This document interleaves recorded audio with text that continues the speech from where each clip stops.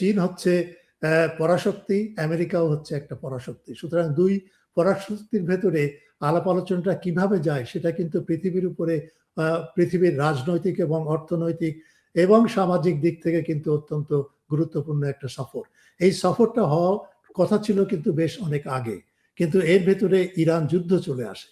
সুতরাং এই ইরান যুদ্ধের কারণে ডোনাল্ড ট্রাম্প আগে যে অবস্থায় ছিলেন সেটা কিন্তু তার অত্যন্ত শক্তিশালী অবস্থা ছিল। কিন্তু এই যে পরাজয়ের প্রেক্ষাপটে ইরানে আমেরিকার পরাজয় হচ্ছে, ডোনাল্ড ট্রাম্প হেরে গেছেন, এইরকম একটা কলঙ্ক নিয়ে, কলঙ্ক আমি ব্র্যাকেটে বলি, এইরকম একটা মানে প্রেক্ষাপটে তিনি সেখানে যাচ্ছেন। তার মানে এটা মানে যদি সবচেয়ে মানে আমরা যদি মূল্যায়ন করি এটাকে, তাহলে দুই পক্ষই কিন্তু সমানে সমান। আর যদি ইরান যুদ্ধের আগে যেতেন ট্রাম্প, তাহলে আমেরিকার প্রতিপত্তিটা সেখানে এবং তার শক্ত অবস্থানটা কিন্তু সেখানে আরো বেশি প্রতীয়মান হতো।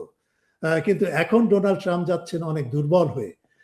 এবং আরেকটা দিক হচ্ছে, দুর্বল হওয়ার আরেকটা কারণ হচ্ছে যে কোনো রাষ্ট্রীয় সফর, বিশেষ করে রাষ্ট্রের প্রধানরা যখন দেশ সফর করেন এবং যদি কোনো একটা চুক্তি স্বাক্ষর করতে হয়, তখন তার আগে কিন্তু একটা বাহিনী পাঠানো হয় এবং এক্সপার্ট বাহিনী, তারা কিন্তু সবকিছু ঠিকঠাক করে চুক্তিটাকে একদম ফাইনাল মোমেন্টে নিয়ে যেয়ে তখন ডোনাল্ড ট্রাম্প বা শি জিনপিং সেখানে যেয়ে তারা আনুষ্ঠানিকভাবে শুধু সই করে।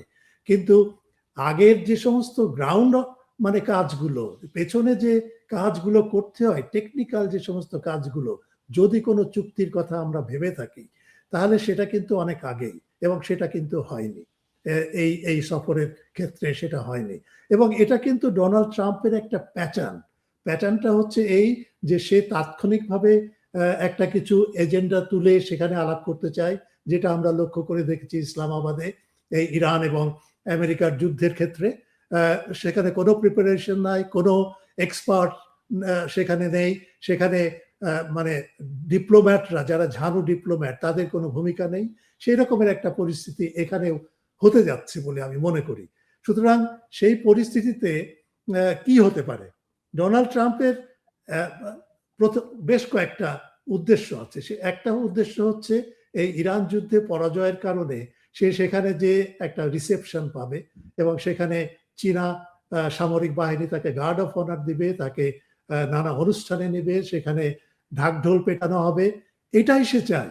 এবং এটা দিয়েই সে কিন্তু বলবে যে হ্যাঁ, আমি চীন জয় করে এসেছি, বা আমাকে এইভাবে সম্মান করেছে, ইত্যাদি ইত্যাদি ইত্যাদি।